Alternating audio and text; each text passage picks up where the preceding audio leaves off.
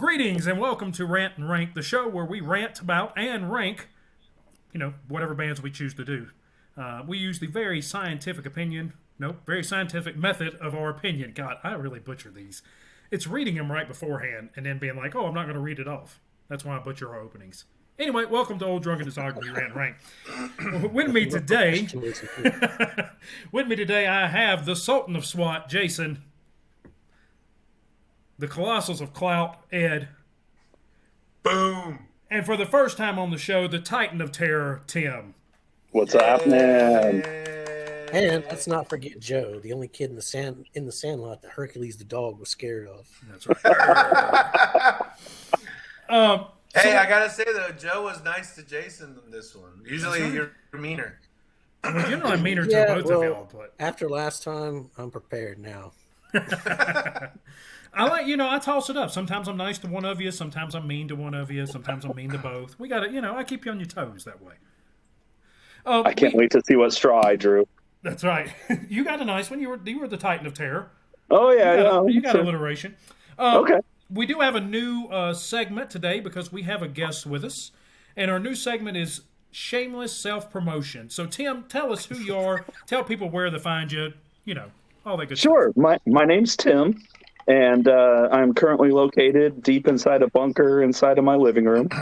And I play the drums in a band called Sabertooth. We're a local band out of Seattle, Washington. You can find us, on the Instagram or Facebook. It's at or hashtag SabertoothPNW. It's spelled just like it sounds. It's pretty basic. We got one album out. It's on all the streaming services, and we're getting ready to record our second one. So big things coming up this year, hopefully. Hell yeah. And other than that, I'm just in... So you can check them out. Yeah, we'll have links, all that good stuff for you. Well, thanks, guys. And other than that, I'm just an old drunken dude who likes to rant about music. So, and some of you guys might not know this, but by the way, we've done this with Tim about music for years in the past, too. So this is not the first time we talked to Tim about music. No, and I'm usually the one with the hot take, too. So when we first started talking about having special guests, Tim was the first person I thought of because that dude likes to talk about music. And as we progress, hopefully we'll get more guests coming on board. We've got a few people in the works to come on later in the year. And if you like us having guests, please let us know. If you don't like Tim, don't say a word. Just keep that to yourselves. Nobody needs to hear all that mess. No, please send all hate mail to me at... Hate mail keeps me going in my life. It just fuels me. I read it right before bed, and I drift off and have sweet, sweet dreams. Joe, dude, you're getting weirder and weirder each episode. That's why at the end of every video he says, if y'all don't agree with me, keep that to yourself. Yeah, keep that nonsense to yourself. We'll just pretend I'm right all the time. So, Tim's our guest, and we are going to be talking about Soundgarden. But before we get into that, let's talk about housekeeping. Hey, subscribe to us here on the YouTube that you're watching. There's a subscribe button, and it'll really help us out. Liking it's cool, but really subscribing, that's what we want. I'm pandering to the crowd. Subscribe, wherever that button is. I don't know. Somewhere. I watch these videos, too, and I have no idea where it's at. So subscribe to us. Come see us on Patreon. We have our fun tiers set up. We've got some things where we're working. They're probably already worked by now that you've seen this. But yeah, we're having fun on Patreon, and we're having fun on Discord. We get to talk shit on Discord all the time. Ed had just said something weird to me about Rise Against being okay now, and we'll talk about that at a different video. Hey, man! All I'm saying is that it's not bad. It's not bad. Okay, which means it's not good. He's 3 years older than me, and I can probably still scream like that. So I mean that voice has got some miles on it. I'll give that to him. But if we have some really interesting conversations on there. We do. We have a good time so far. So that's our housekeeping. Today we're talking about... I got some laundry I got to do. You don't mind? Oh, yeah, that's fine. Okay. Dishes, whatever you got to do. Yeah, of course. Sweeping the mantle. How we always start this out is we talk about how we found Soundgarden, or how we found the band. So we're going to keep on with that tradition. Ed, start us off. Tell me about your relationship with Soundgarden. All right. Well, uh, in the '90s, Son. back in the day, I actually got bad motor finger in one of those Columbia House deals. You know, that would send a bunch of music to you. I got. I didn't know who they were. I just knew that they were one of the big four. You know, like or the Seattle sound. You know, yeah, like Nirvana and Soundgarden and now Alice in Chains and Pearl Jam. You know, and I was like, well, I heard of these guys, so I got that album. And when I was younger, I didn't really like it much because it wasn't what I was expecting. But then, yeah, Jason's correct. I did hear the Super Unknown singles on the radio, and I was like, I couldn't believe that was the same band. So I went back to listen to it, and I was like, oh wow, they actually have some pretty good tunes here. So it was. I didn't find out like in order or anything. It's just through TK 101 or whatever. Oh yeah, 101.5, baby. Yeah, I think man. they still and, play Black Hole Sun every day. Over the Oh, for sure. rock. That's right. But yeah, that's my story. So before we move on, that we all are from the same place. All of us kind of grew up in the same area. I was a little further north in Bay Minette, but I still had the same radio stations as these three. So we all, when you reference things like TK 101 for the audience, that's because we all grew up in that area. Tim, tell me how you found Soundgarden and your relationship with them. In a time when radio existed. No, I would have seen them. I would have found them. I think it was probably when Jesus Christ Pose was the single. Would have seen the video on either Headbangers Ball or 120 Minutes. I'd watch both of those shows. Headbangers Ball. Yeah, they were. Soundgarden was promoted as a metal band, as was Alice in Chains, as was Pearl Jam to a degree. So. It would have been then, and thought they were cool. Ended up picking up Bad Motorfinger on cassette. Thought it was pretty cool. And then I'm old enough to remember the summer that Black Hole Sun was played every hour on the hour for an entire year. The Hey Ya of '96. And then I have, one of my best friends, it was his favorite band in high school. So was constantly hearing it in the cars and at parties, people's houses, radio. At that point, you're just pretty much stuck. And then they broke up, of course, and became a thing. And when they came back as a band and did the reunited thing, that's really when I started paying attention. And kind of going back and revisiting the stuff that I had missed. And I've pretty much been a fan ever since. They just get better and better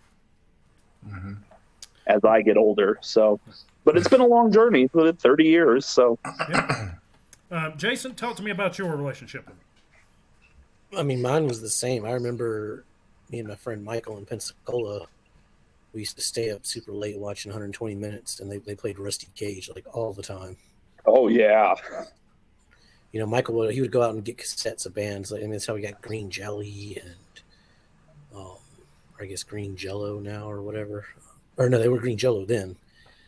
And Tool, and that's kind of how I found them. So I found them the good old fashioned way of Black Hole Sun. So as soon as they started playing that song just on repeat on everything, MTV, TK 101. Poser. That's how I see, found we were already done with them by that point. Yeah, you were like, oh, this is crap. This is their new crap. I had a buddy in school. We would make up lyrics to Black Hole Sun and, basically dissing each other. So that was a lot of fun. So that's how I found them. And I didn't really, I knew a lot of the radio hits. I didn't know some of the radio hits were their hits, just because Black Hole Sun was their sound to me. But when I found out Spoon Man was, Soundgarden, I was like, oh, really? I'll be damned. I've heard Spoon Man a ton. We're not going to mention when I found out Spoon Man was Soundgarden last week. Preparing for this episode. But, that was kind of my introduction to them. There we go. So we're going to jump right into it and get with our rankings. So we rank from least favorite to best in our opinions. So we have 6 albums today. And Ed, give me number 6. All right.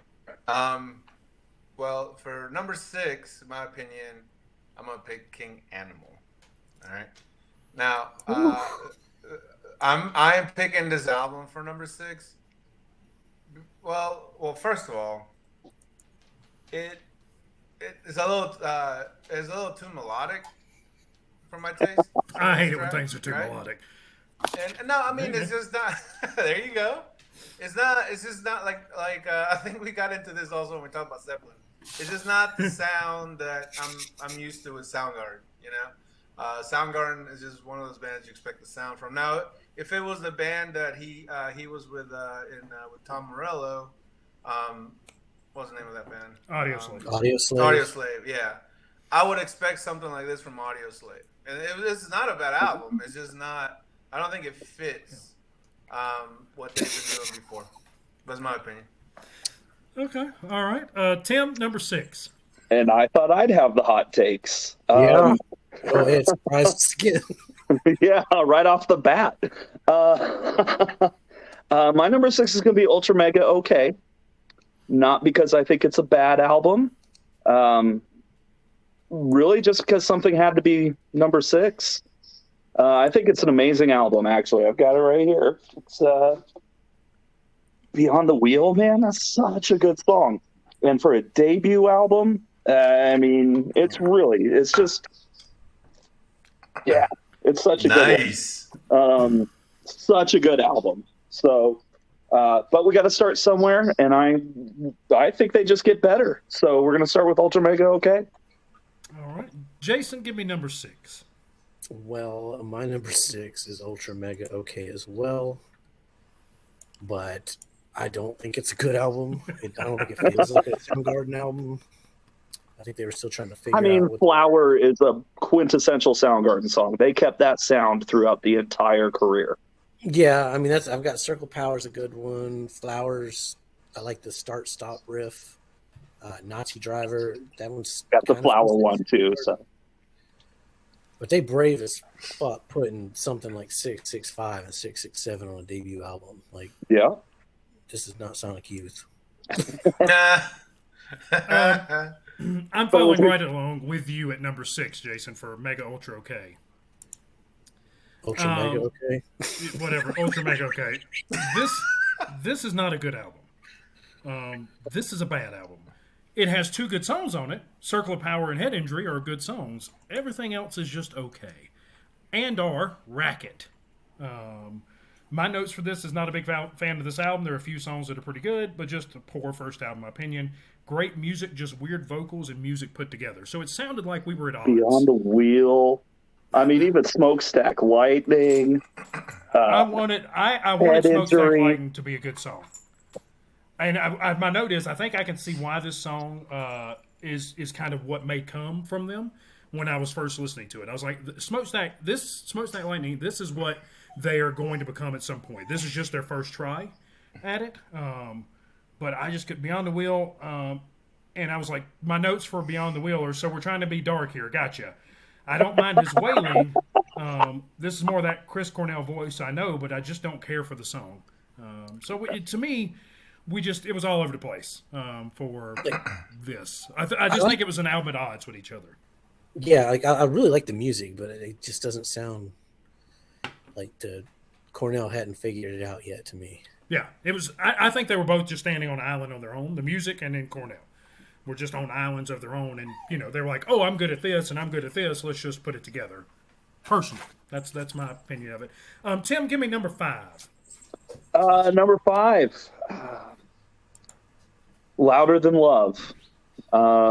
Again, something just had to be in that position, and I think the other albums are all better. That being said, though, I mean, another amazing album. I think that they took everything that was good about Ultra Mega OK and did it even better. And as far as second albums go, I think that's what you want. And they achieve it. Again, amazing songs on that one. That's one I don't have a copy of, though. But yeah, man, I thought you were going to pull out everything. Yeah. Jason, give me your number 5. Mine is Louder Than Love as well.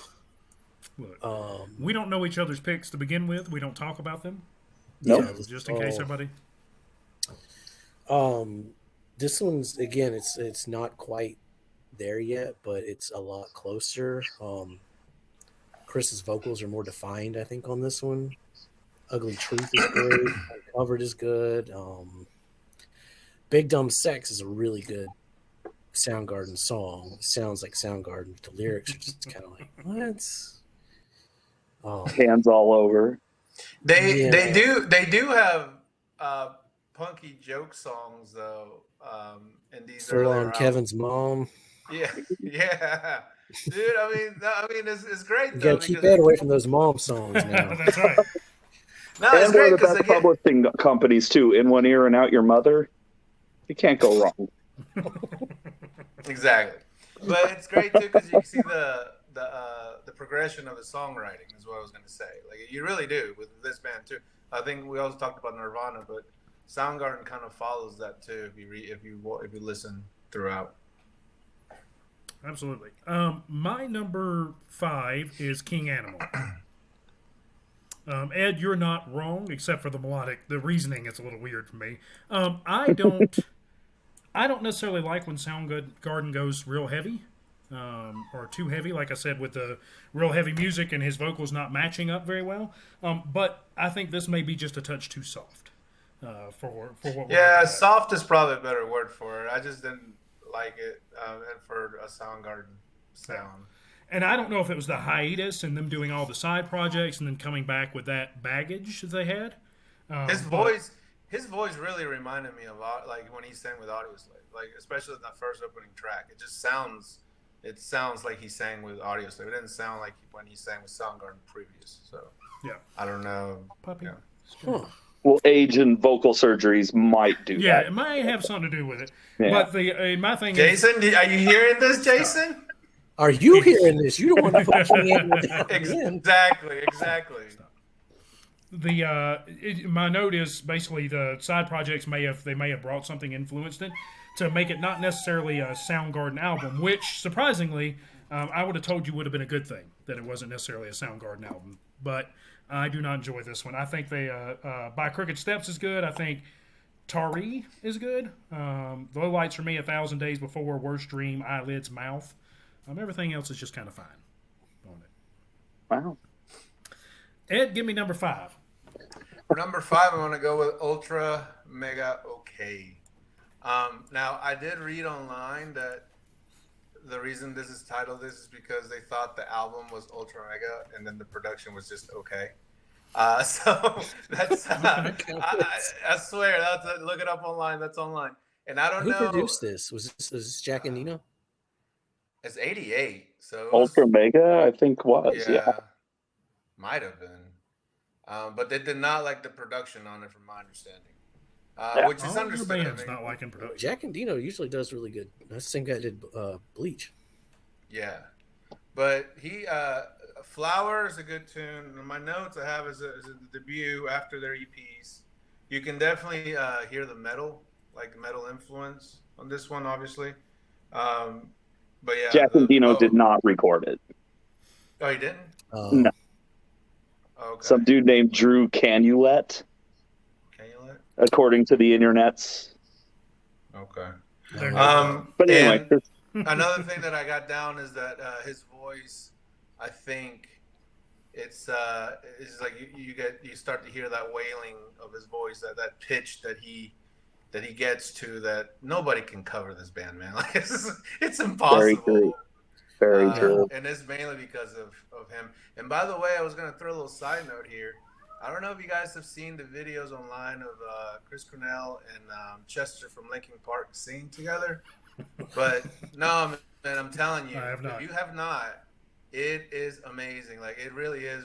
I'll give you goosebumps. Those two together singing was awesome. But if you ever get a chance to, definitely check it out. Post a link to that video. All right. All right, Ed. That's a good choice. That's a good choice. Jason, give us number 4.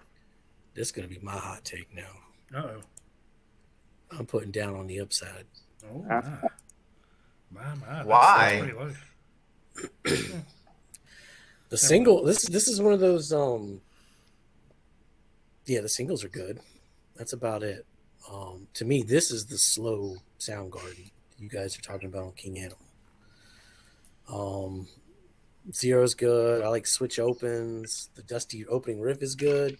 But other than that, I don't care for this album. I didn't care for it when it came out. And I tried listening to it again here, and it didn't do anything for me. Okay. Nothing for you? Like none of the songs kind of went, oh, that's kind of catchy? Or I mean, yeah, Pretty News, Blow Up the Outside, Burden in My Hand. Like the singles are really just good. the singles, but Ty Cobb did nothing for you? Or Overfloater, Love Ty Cobb. Rhinosaur? Nothing. Wow. We'll get to Ty Cobb. I mean, it did more than Louder Than Love, I guess. Yeah. My number 4 is Louder Than Love. I had it on the page, and you made me go look and see what was going on with Down and Upside. Louder Than Love, great music, again. Just the way the vocals are put with it doesn't hit right for me still. I think they did a better job than Ultra Mega OK, kind of combining those two things. But there are just a lot of times where I'm like, oh, this is great music behind it. What a guitar riff! And then we come in with, and I'm like, what are you doing? Wait, they come with what, Joe? That's y'all can clip that, send that to us, please. I'm making a skip out of that for the server. That's right. But yeah, we just kind of come in with the vocals on top of it. My highlights are Uncovered, I Awake, and Loud Love. The lowlights, Big Dumb Sex, Full on Kevin's Mom, Hands All Over, Guns, Get on the Snake. Just don't do it for me. What do you like Full on Kevin's Mom? No, I can't stand it. No, it is not. So you really don't like the reprise at the end? Actually, I think so. My note for the reprise is so far better than Full on Kevin's Mom. Still weird closing choice. Okay. Still weird closing choice. You haven't seen it yet, but our bouncing. Well, you'll have seen it by the time this comes out. But one of Ed's favorite bouncing soul songs was "I Like Your Mom," so it's starting to become a running theme. So it's a thing. Right. It's a thing. Okay. He loves it. I thought we were referencing Home Alone here, but I don't think that's quite. Maybe we are. I don't know. I couldn't find anything that said that's what we were doing. So, Louder Than Love. Yeah, Full on Kevin's Mom. I thought it'd be cooler if it was a reference to that, but it's I mean, that was who was that? Catherine O'Hara. Yes. Yeah, Catherine O'Hara. She's great. That song would be 10 times better if it was about that. But and who's to say it's not? It could be. We could say it is right now. Nobody's going to stop us. Let's start as many rumors as we can. That's right. That's why I like now to tell people. We're going to get a comment. Home Alone came out and da-da-da-da-da. Hey, they saw a pre-release of that. You can't prove us wrong. Right. Ed, give me number 4. Who, me? Yeah, you're the only person I had here. Okay. You broke off. I couldn't hear you. I got you. Sure. Yeah, Louder Than Love. Yeah, that was gonna be my next one. And also a cool thing about these, especially since like they're in the 80s, like late 80s, you can kind of see, like if you listen to it, you can kind of see the molding of the old sound and them like coming. It's weird, like because they still have that heavy and that that traditional 80s song structure going on, but you do like whenever you like listen to it closely, like you kind of see their own sound kind of start to grow out of it. I think from these two albums, anyways, if you listen to them back to back a little bit, and Bleach from Nirvana also reminded me of this. How they have some songs that still has like a little bit of that 80s kind of again structure, but they're finding their own sound. Anyways, that's what I found really neat about these two albums, especially. Yeah, I mean, Bleach had better songs than In Utero. It did.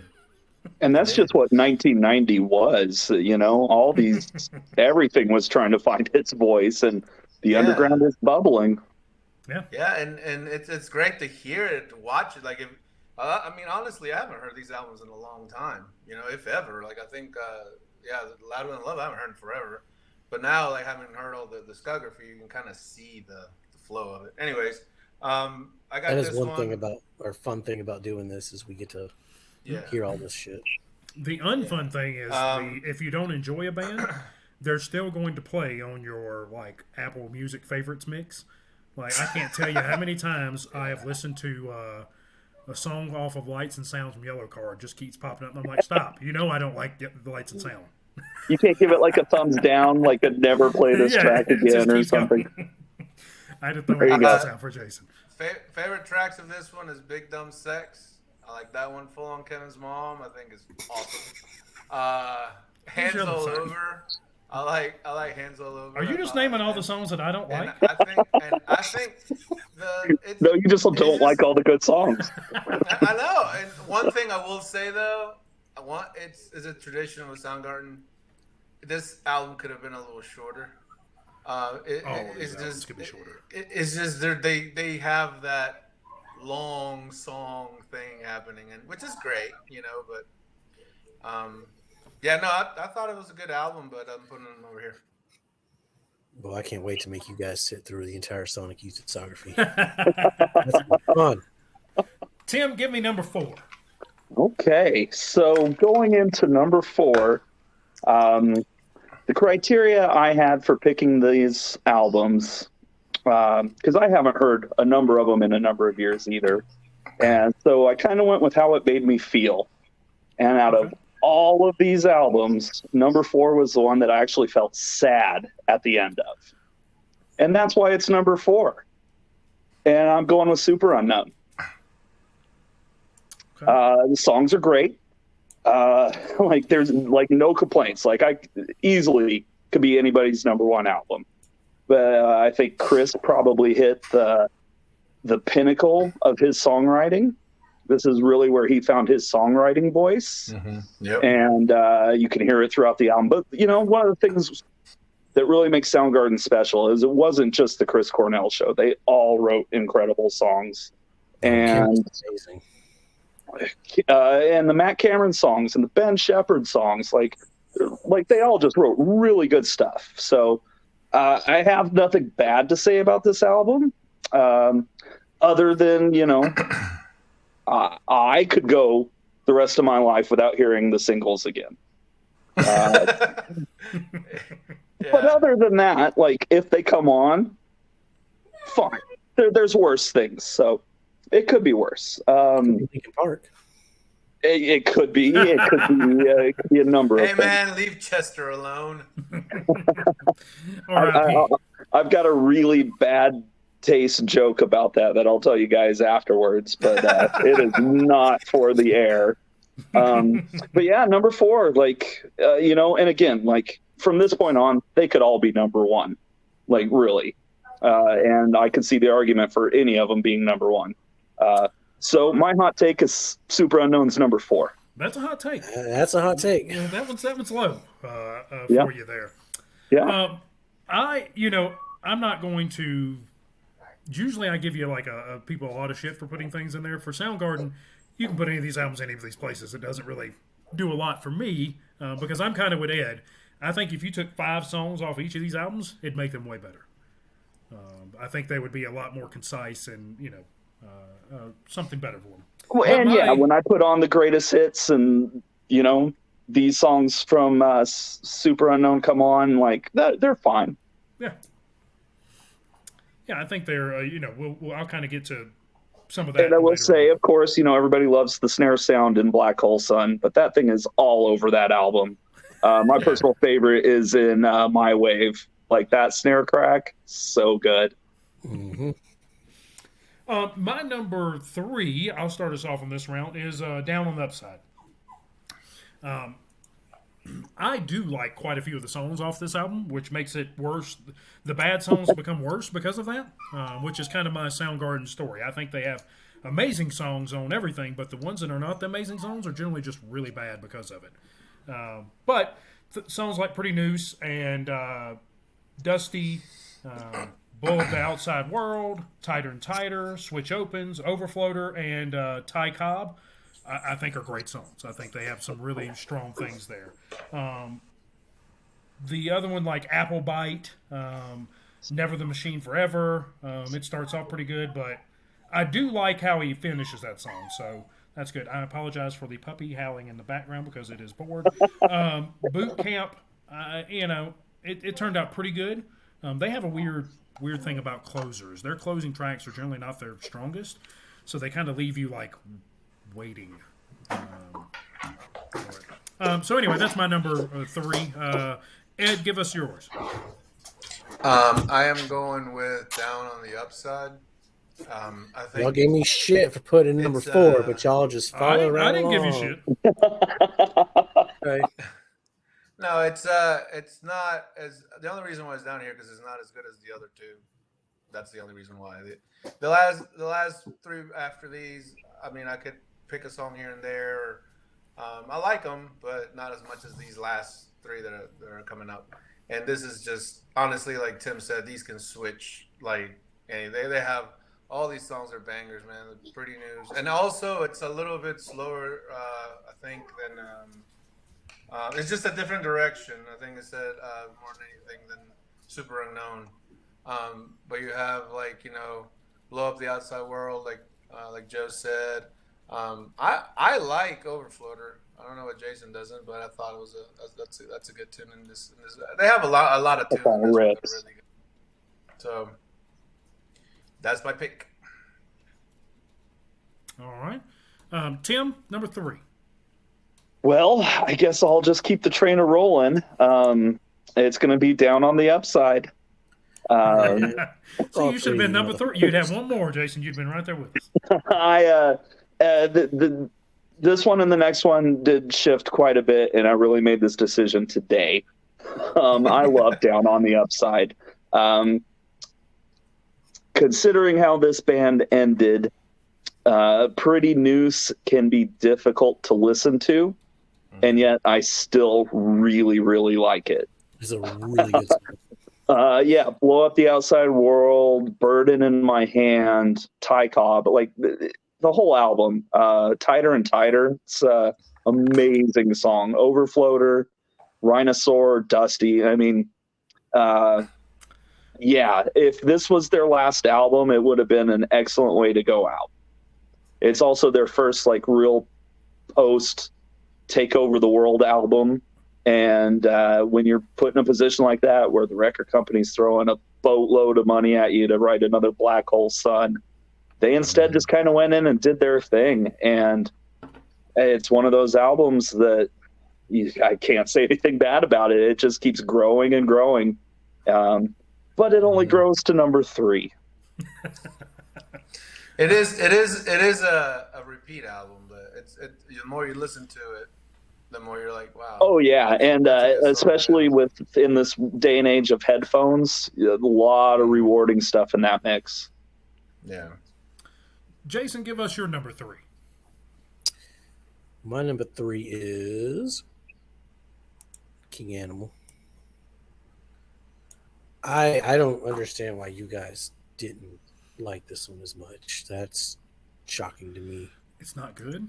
I mean, it's a mixed bag to me, but it had some really strong shit. The first track, you just holy shit, Soundgarden's back. Been Away Too Long is fucking good. Non-State Actor, the guitar riff, that's some classic Kim shit. By Crooked Steps kind of reminds me of Bad Motorfinger. Adoration. It doesn't really feel like a Soundgarden song. It kind of reminds me of Pearl Jam Vitology era, but that's not a bad thing. Rowing it's kind of bluesy, but it works for me. It is a little long, but it's still probably one of their better closing tracks, I think. I think you guys are just haters. I'm rereading my notes, and everything I have is this is fine. It's generic. It starts off well, but it doesn't, finish well. And I'll point out that I haven't talked about it yet. Oh, well, I'm aware. I'm looking, and I was like, oh man. You guys are just what? Ed, give me number 2. We're getting here in the home stretch. Look, I'm throwing in baseball references left and right. All right, for number 2, I'm going with Bad Motorfinger. Strike out. Sorry. I thought I'd keep that baseball thing going. That's a home run there, Ed. I mean, that is going to track, though. That will track. This album rules. Period. Guitars on point. Love the tones of the guitars are fantastic. Way Better is fuller, and it has Outshine, which I think is a fabulous song. I want this on vinyl, and I'm probably going to get it next week. So, Look at Tim. He's about to make you jelly. Uh-huh. Oh, I can make you super jelly. I even have like the bonus disc with all like the crazy stuff. Oh, that's Nice. awesome. Yeah. But yeah, it really was the first Soundgarden album that I got, and I didn't give it a chance because I was young and stupid. And then once the trendy songs came out, I gave it a shot, and it's been on my playlist. I mean, all these tracks. Tell me one that's not good. Honestly, like you can't, because this is not gonna happen. Hold, I can tell you when it's not good. Outshine Rusty. Shut up, Cage. Joe. It's not your turn. Yes, dude. Let me just spill this out. Good Lord.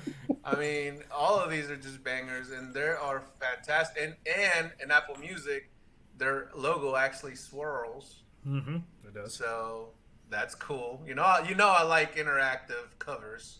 All right, you guys know that. That's right. Did you see? Did you happen to watch the playlist I put together for Nirvana? No, you sent the link and I couldn't get in there.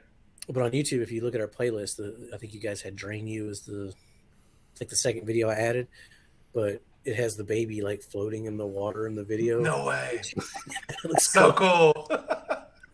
Sorry, But yeah, just no, reminded me of again, that. it's the first album I got. I was an idiot. I went back to it, and I'm still listening to it till today. So, All right. Tim, number 2. Well, number 2 is going to be King Animal. It's wow. Yeah, it's a solid choice. My biggest complaint with it was the lead-off track that I've been away for too long. Felt kind of generic, but I'm gonna let it pass because it sets up an incredible album. It's like No Time Had Passed. Yeah, you can hear it in the vocals, but you heard that throughout Audio Slave, and I think King Animal is better than anything Audio Slave put out. I think that all 4 members brought it. You know, they showed up. You can hear it. Like, they were happy to work with each other and kind of find their voice again.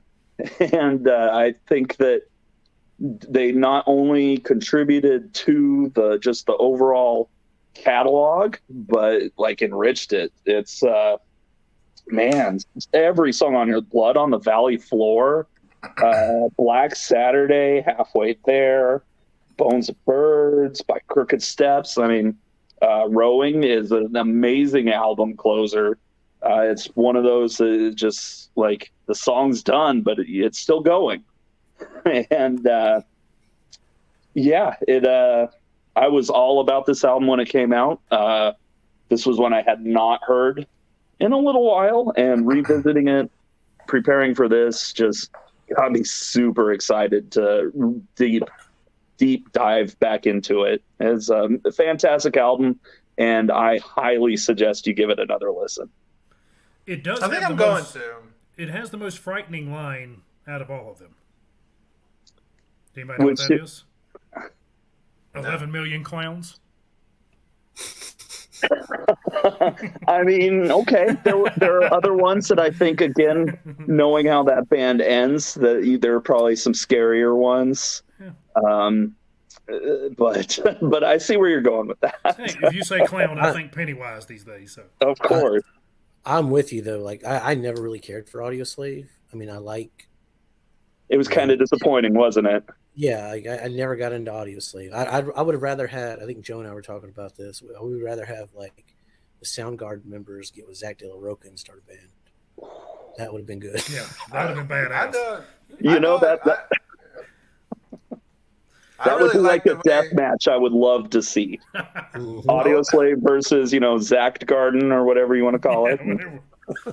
I really like the way that Tom and Tom Morello and Chris kind of work together.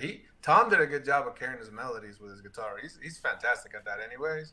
But whenever you listen to those Audio Slave songs, you can tell that they work together a lot. Like the guitar carries a lot of his lyrics and his melodies. It's a melodic rock band, basically. You know. Yeah, I never got into them. They have that. They weren't There's as one interesting song. as Soundgarden or as interesting as Rage. There was me. one song on the radio that I really, really enjoyed by Audio Slave because of the guitar, and I don't know what the name of it is, but it was all over the radio. Like a Stone, probably. Probably. Hey, what about Temple of the Dog though? Yeah, that's some good shit. And that's the one we did that track with Eddie Vedder, right? He did the whole album with Eddie Vedder. That was Eddie Vedder's first professional job. Yeah, that song. What's the name of it? Oh, that's on the radio a lot too. Hunger Strike. Yeah. I'm going hungry. Yeah. Say Hello to Heaven. That's a classic on that. Yes. All right, we got to move on to what we're actually doing. Yeah. Jason, give me number 2. All right. Well, like Flogging Molly, I used math for this. No. This time, math was not in its favor, so I'm going to put Super Unknown at 2 because the first 8 tracks are amazing. I see a lot of shit for My Wave, but I really fucking like My Wave. I've always liked My Wave. It's in that weird time signature that just makes you feel like you're on a wave. It's perfect. Yeah. It's great. Yeah. And that snare crack. Mailman it's so fucking sludgy and good. The title track, that still like randomly pops in my head. That Alive in the Super Unknown. Black Hole Sun, yeah, everyone knows that one. I love Shake It Like a Polaroid Picture, right? Yeah, but the last 4 songs, I think they could have just. Yeah, like the last 4, the album kind of peters off for me, so that's why I didn't get number 1. I did the math. There was 10 songs are perfect. They could have cut 4. The other album had more perfect. So I tried to follow suit with you and do math on it, but the problem is my top songs, which I had a real problem with this for 1 and 2 because I think both of these albums are their best work. I think this is when they really learn how to use his voice with the music very well. Like it mixes very well. Now, not all the songs are great, but my number 2 is what is my number 2? Bad Motorfinger. And really, it being a shorter album was what I thought would make this number 1 because I was like, man, y'all really need to cut some of this. But like I said, more of my top songs come off of the next album. Highlights: Outshine, Drawing Flies, Mind Riot, Rusty Cage, Slaves and Bulldozers. Low lights for me, Ed, Room 1,000 Years Wide, and New Damage. I don't really care for either one of those songs. Sure. They're not great. But Outshine is still like one of the Outshine's amazing. Freaking jams. Yeah. Wait. What's not very good? Sorry. Room 1,000 Years Wide and New Damage. I think Tim's about to have a stroke. Everybody, hold on 1 second. You just said that these last songs weren't good. Yeah, no, I agree. I was talking about Super Unknown. They're not the best indie album, but yeah, I mean, Holy Water. I think that I like that song, but it does drag out a bit. Searching with My Good Eye Closed. I think that's cool. It does remind me. It has like a Zeppelin feel to it. It reminds me of that, so I enjoyed that. It's a good album. I think Bad Motorfinger is a good album by Soundgarden, which is words that I didn't think were going to come out of my mouth when I first started doing this. But this is a good album. This is when, like I said, his vocals and the music are really mixing well. See, Tim's our first special guest. Now no one's going to be a guest. Let's talk about one of my favorite bands. Shit on him. I ain't going to blow smoke up your ass about it. I just don't. I don't enjoy it. Wait till we do Jason Isabel. So Joe, just to get this straight, then your kind of dividing line is somewhere between Down on the Upside and Bad Motorfinger as what's good and what's bad in general. Yeah, I mean, really, my 3, 2, 1, I think are good they're good albums. They found their voice. Before that and after that, I think we have some issues. Okay. No, I'm just making sure I'm on the same page here. Yeah. Okay. Number one, Tim, since you're our guest, we're giving you the honor of going first. Well, clearly, there's only one left, so we're gonna say number one is Hunted Down, right? No, I'm kidding. Of course, it's Bad Motorfinger, of course. Going back to my math was How Did These Make Me Feel? And where Super Unknown kind of made me sad at the end of it. Because, that song kind of ends on a bummer. This one, actually got me excited to, live life again. And I felt like I was 13 years old hearing it again. Rusty Cage is one of the greatest songs ever recorded, in our lifetime. And Outshined, heard it a million times. Am not sick of it. Yep.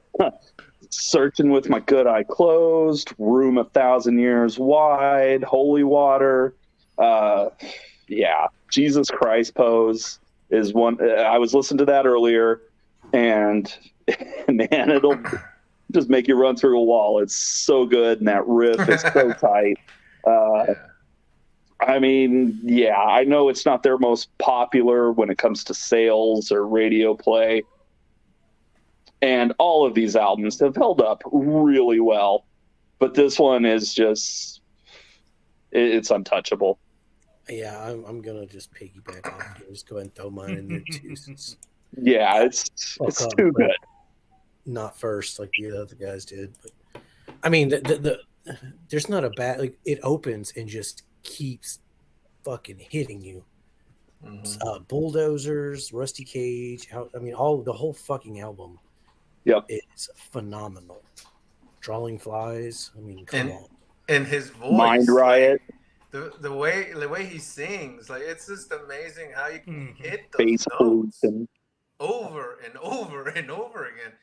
It's just he was a phenomenal musician, man. Singer, to me, that's pinnacle Soundgarden right there. That's I think whereas they found their real voice on Super Unknown and came into their own, I think Bad Motorfinger is where they discovered as a band what they wanted to be. And I agree with that. Matt Cameron just shows throughout this entire discography that he's absolutely one of the best living drummers in any genre. They're all just incredible. I'm really sad that nothing's coming. There's a documentary on YouTube. I just saw it yesterday, but it's the band talking about they're going track by track and how they recorded it and different, they how they wrote it, and it's really interesting. I'm gonna have to check that out. My number one, obviously, Super Unknown. Really, like I said, we did the math, and two of my top songs come here, so that's why it ends up number one. Really, the 1 and 2 could be flipped at any given time. I think that their voice and their sound is this to me. These two albums, very specifically, a little less so on Down and Upside, but like I said, I've still got favorite songs off of that one also. But we've got the Black Hole Sun is a good song. Now, was it played to death when we were growing up? Absolutely. But listening to it, I can still go, well, that's a good song. I can listen to this. Spoon Man, we do have a little problematic lyrics there in that one now. But 4th of July, Fallen Black Days, The Day I Tried to Live, all great songs. My lowlights are Half, Super Unknown, and Mailman. Those are the ones that I didn't really get into. You didn't like Super Unknown? No, I do like the music shift at the 3:45-ish mark, but I just wasn't really into that song. They do have a cool music shift, but short of that, not my thing. But good album all the way through. I think, like I said, 1 and 2, great listens. You can sit there and put that in anytime. 3, my third choice also. Ed? Super Unknown, and this album again, complete, full. Voice is just iconic. Guitars, band, everything just perfect. It's such a good album. Fell on Black Days has to be one of the best written songs, I think. in this entire album. I really love the lyrics. I love the feel of it. I love the way he sings it. And there's an acoustic version that will. In the acoustic version, he's just standing in front of a bunch of people, and he's like, "Well, I don't have my band with me. I'm just gonna try to do the stupid acoustic guitar," and he just nails the song. Like it's amazing to watch him just perform. I'm a big fan of this guy. It's a shame he's not around anymore, but "Fell on Black Days" it blows me away every time I hear it. Awesome. Well, now's the time when we do our kind of our last say of things. So Ed, give me your final thoughts. Yeah, no. Again, one of the big four, the Seattle Sound. I love Soundgarden, man. They're definitely around. I definitely did not hear them much when I was younger. When I got older, is when they were starting more into their music. I wish I would have gotten on it a little bit earlier. But all these albums are great. Those top 3 albums can be switched at any time. They all have great songs on them. But yeah, definitely check them out. Awesome, Tim. I gotta show off. This is the only Soundgarden vinyl I got. That's one of the 2 I need. So, yeah. So, final comments. First thing I have to say is the day we're filming this is my mom's birthday, and I know she's watching this. Oh, so happy birthday, even Tim's mom. Happy birthday. Still see it a little late, but Ed, stay happy away. birthday, Mom. I love you. And I love Soundgarden. They were never my favorite band, but the older I get and the more I listen to them, the more I think they could really make an argument for it. I haven't checked, today, but as of this airing, we don't know if they're going to be in the Rock and Roll Hall of Fame this year. And if they're not, it's a travesty. Yeah. All of these albums are incredible and should live on forever. And the ones we didn't mention too, like the Screamin' Live Fop EP, the Telephantasm, the Live on I-5.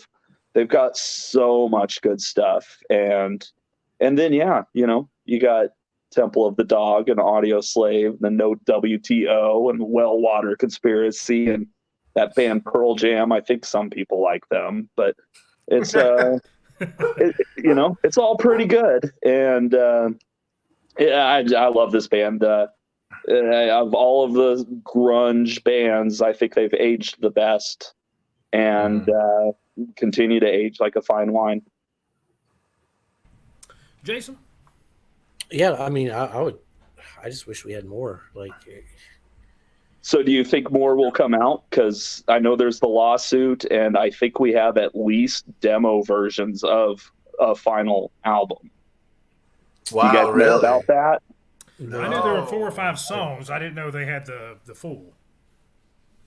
No, who knows? Who knows what we actually have? But I hope it comes out. Yeah, that would be great for the fans. That'd be fantastic.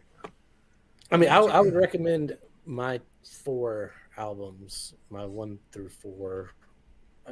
Down on the upside, not as much, but definitely the top 3. If you haven't checked them out before. Yeah. They are not my favorite I like Pearl Jam, so. My final thoughts were I had a much higher opinion of what my musical knowledge of Soundgarden was before I listened to all these. I still think my top 3 are really good albums. I believe they should be in the Rock and Roll Hall of Fame, pretty much. Oh, 100%. Guaranteed. If they're not in this year, it's a travesty, like you said. But they're the cornerstones of an entire decade. Oh yeah, it was them and the Melvins were on that Deep Six compilation, and it all stemmed from that. Yep. And I guess Green River, you could throw on those Green guys, but did they put out an album? Yeah. Okay, I need to look into that. I got to see them live once. No, you didn't. Really? Yeah.